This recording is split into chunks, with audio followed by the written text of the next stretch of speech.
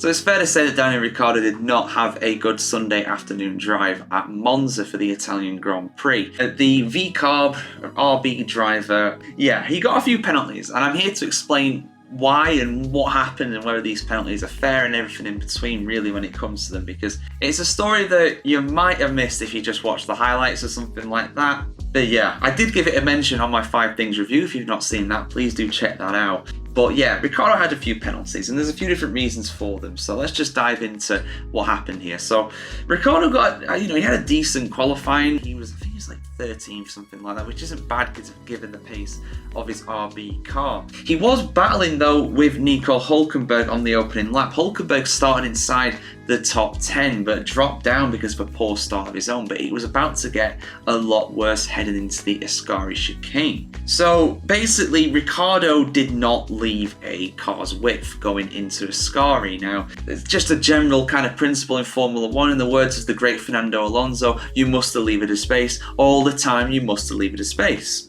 Which basically means you have to leave a car's width either side of you, if at all possible, when defending a position, and Ricciardo did not do that. And I actually think Ricciardo got off a bit light here because it was a first lap incident. That stewards tend to go quite leniently into these kind of incidents because it's the first lap, everybody's jockeying for position, and going into a corner like Ascari, it is difficult. But Ricciardo basically shut the door on Hülkenberg. Hülkenberg went off the track, kicked up a lot of dust, and then he fell even further down the order as a result. I think he went from P10 down to P16.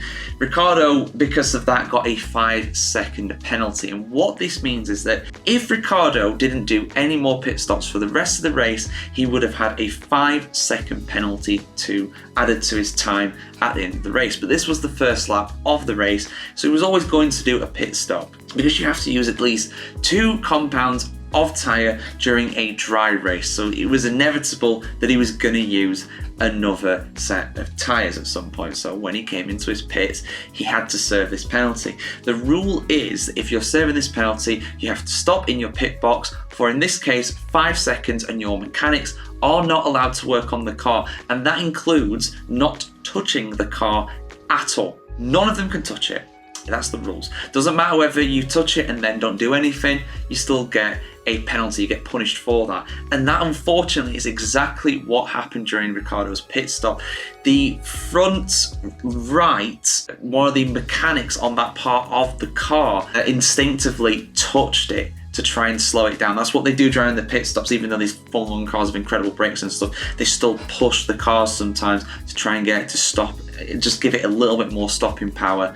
And because if you miss your marks, for example, your tyre changer might not change the car's tyres as fast as possible, costing you time and all that bad stuff. But this unfortunately cost Ricciardo a lot of time, and he knew he did it straight away. This isn't Ricciardo's fault at all. He did nothing wrong here himself, but it was the mechanic that touched the car, slammed up penalty.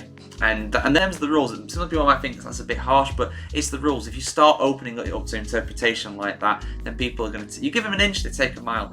And unfortunately, the stewards took 10 seconds from Daniel Ricciardo for a second penalty as well on top of that. So that meant that he had to have another 10 seconds. So when he came in for another set of tyres, he had to stop without being worked on for another 10 seconds, which cost him more time. And surprisingly, Ricciardo actually didn't stop again. He did 42 laps on his second set of tyres. And because of that, he actually finished in 13th, which is not a bad going at all. Just behind Franco Colapinto. That 10-second penalty, in the end, didn't make a difference. He just fell behind Colapinto. He remained on the lead lap because he's the last driver on the lead lap, and because of that, he was not overtaken by Esteban Ocon, who might well have been within 10 seconds of him, because Ocon did 52 laps compared to Ricciardo's 53. Ricciardo stays P13, but it was definitely an unlucky day for him and an unlucky day for VCARB as well, because his teammate Yuki Tsunoda also retired with damage thanks to Nico Hülkenberg. Hulk in the wars today, absolutely. But yeah, the first one not Hulk's fault, the second one his fault. But yeah, that's why Ricciardo got multiple penalties. Basically taking Hülkenberg off the road, and then also failing to serve his penalty correctly first time around as well on top of that. So there you go, guys. There's a little explainer video from the Italian Grand Prix. Who was your driver of the day at the Italian Grand Prix? I've already done a video explaining how Charles Leclerc won today's race as well. So yeah, we'll see you very soon with some more F1 content here on the Formula1Chronicle.com.